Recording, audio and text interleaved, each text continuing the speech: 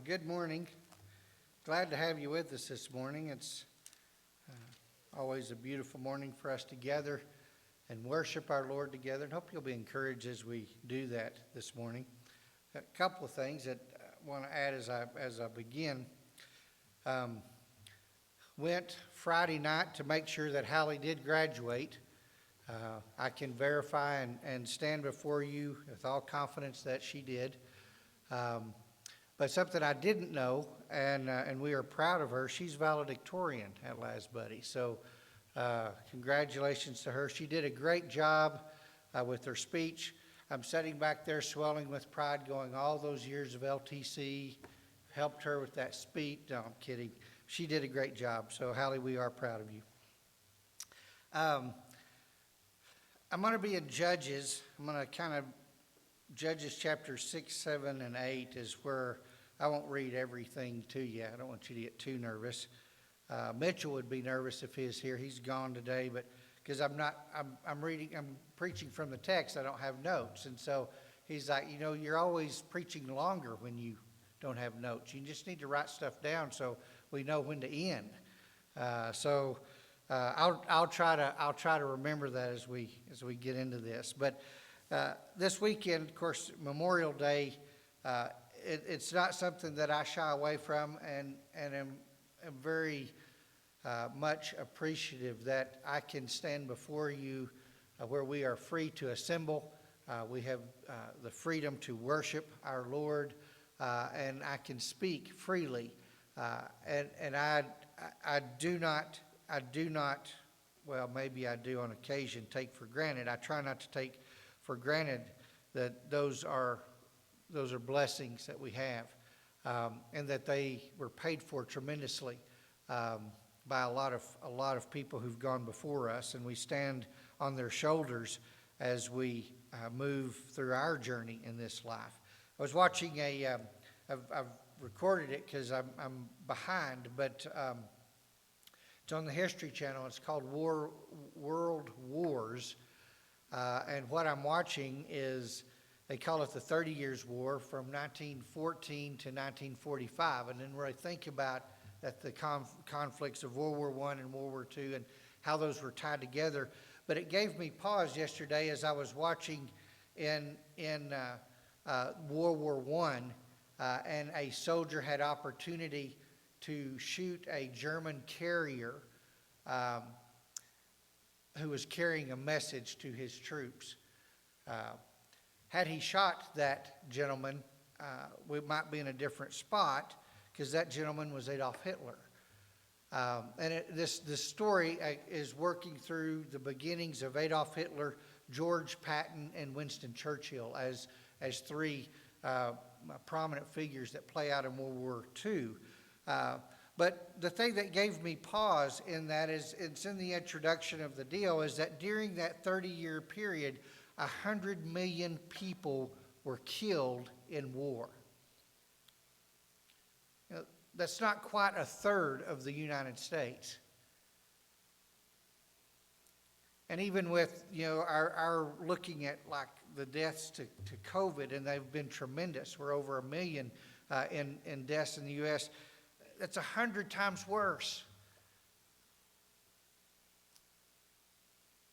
There's a lot of life that's been lost. And so as we go through this weekend, I do think it is important that beyond the holiday for hamburgers and watermelon and kicking off of summer and all of those things that we enjoy as Americans, that we pause a minute and appreciate the price that's been paid to allow us to sit here today. And let that make us good citizens of what we have been given. Now, I say that to bring you to Judges, where in the Old Testament, as Israel is this fledgling country, if you will, they had a problem remembering things. And it tend to come back to bite them time and time again. As you read through Judges, There'll be a time of prosperity, of peace, around 40 years. It seems like there's several places it says, and there was 40 years of peace. So I guess it takes about 40 years to forget your blessings. I don't know, so then there would be, they would do evil in the eyes of the Lord. It says that in nearly at the beginning of every chapter. But we're going to look at chapter 6. Well, let me just start at chapter 6, verse 1. It's not on the slide, but it says, Then the sons of Israel did what was evil in the sight of the Lord, and the Lord gave them into the hands of Midian for 7 years. And then they cry out, right? Well, we have what we have is in the book of Judges is different people that God calls upon to rise to the occasion of that situation. And I don't know that it would be, it may be in different ways, but I think we are all called to rise to the occasion. I have my own ideas about how God works through nations, and I won't get into a great deal with that, but here in chapter 6, starting in verse 11, we have Gideon being invited to come alongside God. The people have cried out. They've been oppressed by the Midianites, and so they want things to be good again. The price has been pretty heavy. The cost has been high, at least in their minds. I don't know physically or economically what the cost has been, but let's pick it up there for just a little bit. It says, Then the angel of the Lord came and, sorry, I got my sticker over my... All right, then the angel of the Lord came and sat under the oak that was in Ophrah, which belonged to Joash, the Abiezrite, and his son Gideon was beating out the wheat in the winepress in order to save it from the Midianites. The angel of the Lord appeared to him and said to him, The Lord is with you, O valiant warrior.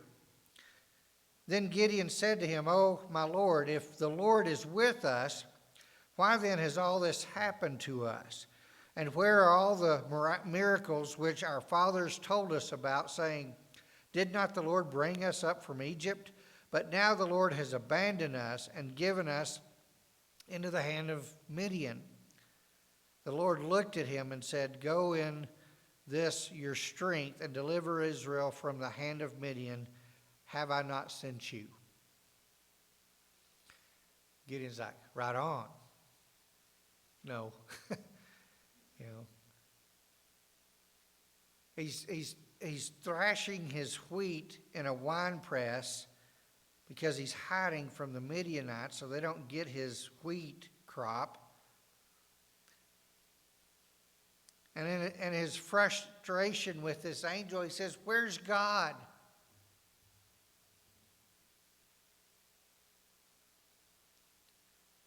And the angel says, Go, I've sent you.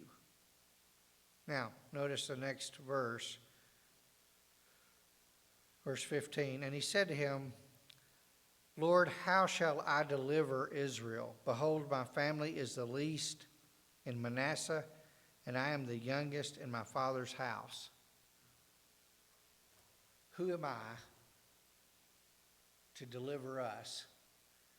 I mean, you have picked the youngest of the least, of the most insignificant. It's funny how God works those things, doesn't it? And then verse 16 says, But the Lord said to him, Surely I will be with you, and you shall defeat Midian as one man. Wow.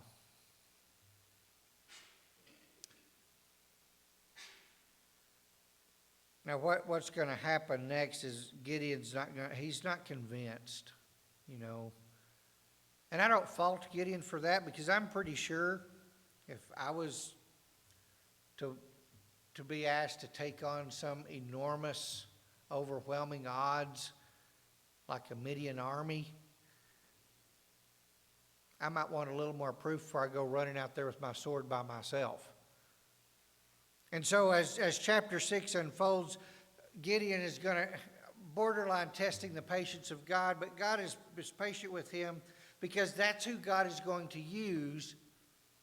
And it's not the first time. If you go back to Moses, Moses wasn't exactly convinced either, was he? When God called him to lead the people out of Egypt, which he quotes here. So there's going to be some tests, and I'm not going to get into all that. You're familiar with the text, with the fleece and the dry fleece and the wet fleece, and he keeps testing. If this is really, I need a sign, and he keeps asking for signs.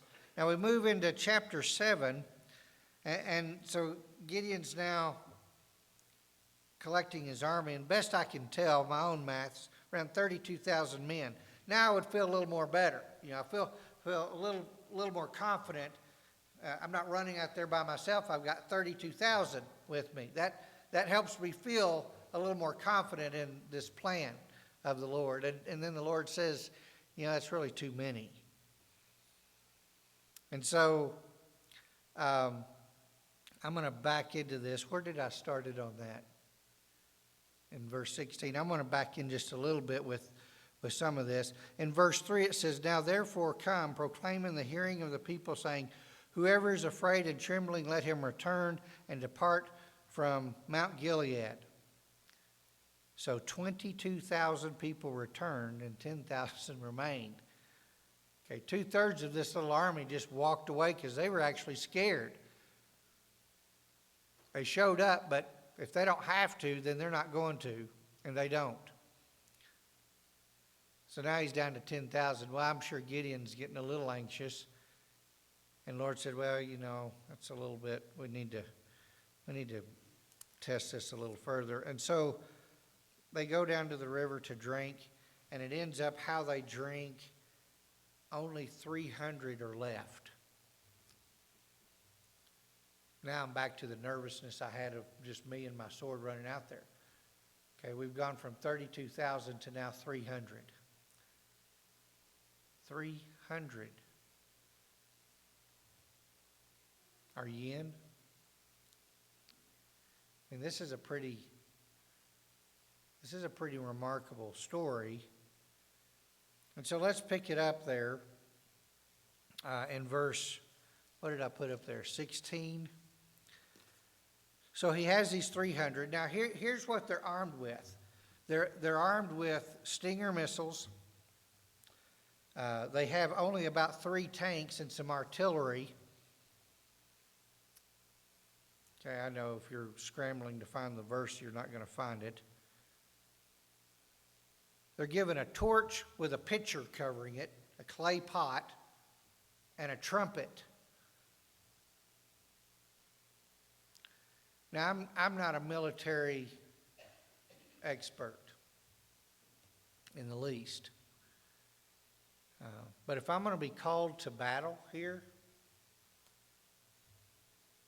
I think I want at least a defense, maybe a shield, if I can't have a weapon. Now I have to give credit to these 300 because they take the torch, put their little pitcher over the top of it, and their trumpet, and they follow Gideon into battle. Now God is trying to continue to help Gideon understand what's going on. And so we pick it up at verse 16. He divided the 300 men into 3 companies, and he put trumpets and empty pitchers into their hands, of all of them with torches inside the pitchers. He said to them, "Look at me and do likewise. And behold, when I come to the outskirts of the camp, do as I do. When I and all who are with me blow the trumpet, then you also blow the trumpets all around the camp and say, for the Lord and for Gideon." Now, God often sets himself up when he's trying to get the attention of his people to make sure that they understand it is God who is doing this. We sang that song just a little bit ago. The battle belongs to who? The Lord. He's the one who does the fighting. He has always been the one that does the fighting, but he calls men and women of faith to rise to the occasion. Someone has to step up. And in this case, he uses the weakest, littlest guy in all of Israel to make his point, with 300 trumpets and torches. No chariots, no spears.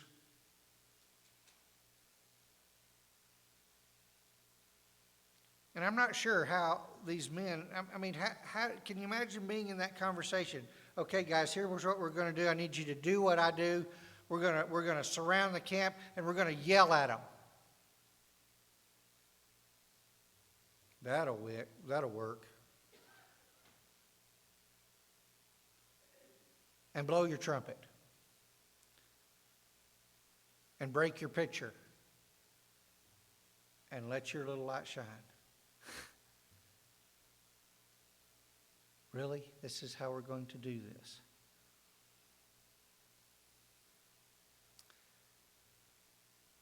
Verse 19. I didn't put this up on the board, I don't think.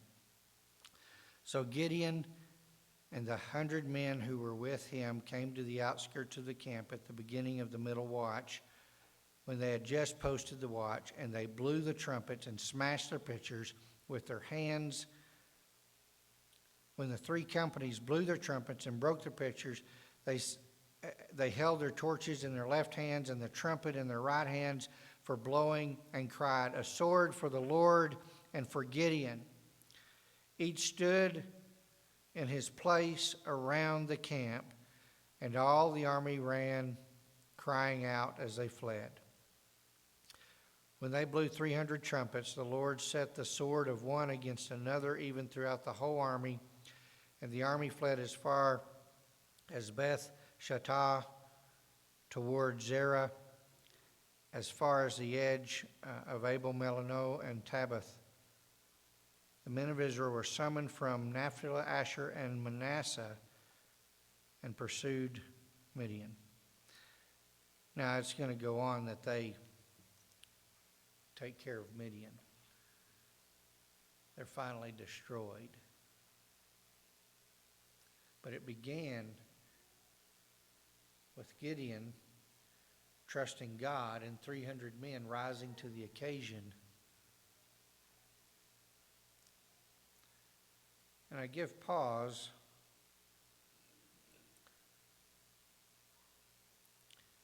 in verse 21, because this was the task they were given at this moment. Each stood in his place.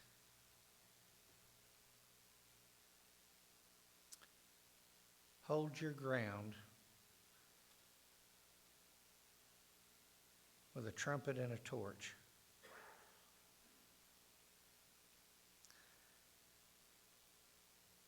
Now, this is an amazing story, and it would give the Israelites pause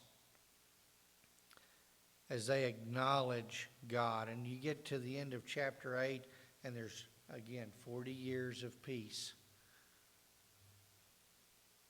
40 years. And then you get to verse 34, and it says, "Thus the sons of Israel did not remember." Thus the sons of Israel did not remember the Lord their God, who had delivered them from the hands of all their enemies on every side. Nor did they show kindness to the household of Jerubbaal, that is Gideon, in accord with all the good that he had done to Israel.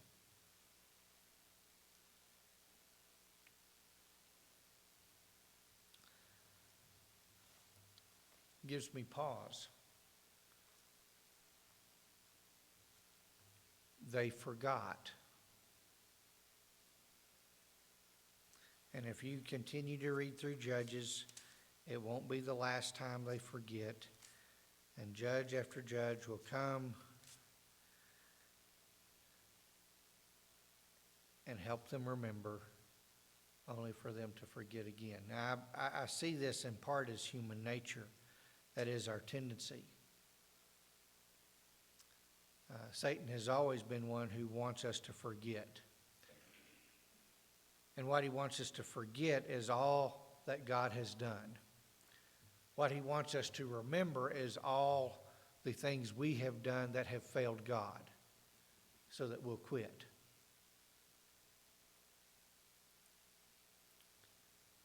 But that's why communion is so special and so important. It reminds us not only of who we are, but to whom we belong. Satan can never take away the cross. I need to understand that. When I look at our world and I look at the overwhelming darkness that seems so prevalent, I mean, we've struggled as a community with difficult, harsh things, dark things. We've struggled as a state, as a nation, because evil abounds. And my call to you is simply to remember. Remember that there have been prices paid. Remember that hope is not lost, that God wins the day.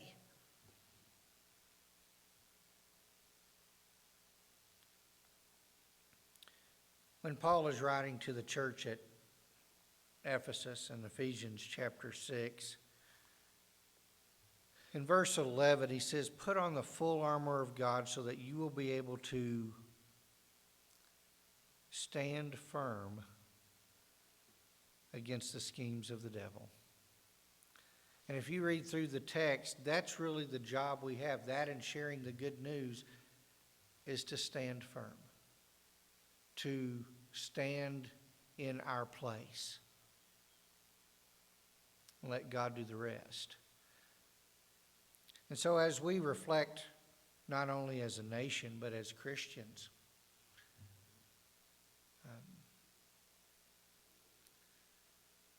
there have been men and women, I am sure, in the history of this country that I probably would disagree with on a lot of things, but I have ultimate respect for because they have paid the price with their life to give me this freedom. And that's the complexity of a nation like ours. And so it behooves us as Christians to be appreciative of that, and yet at the same time be attentive to the darkness that prevails and break our pictures and shine our lights and blow our trumpets and stand our ground. That's it. And how do we do that? We do that by loving people who the world deems unlovable or not worthy of love.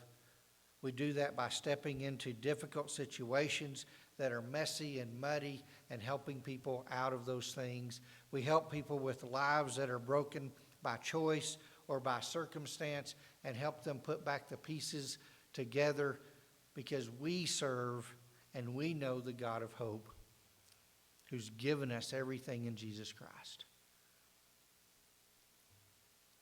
And so we keep moving forward.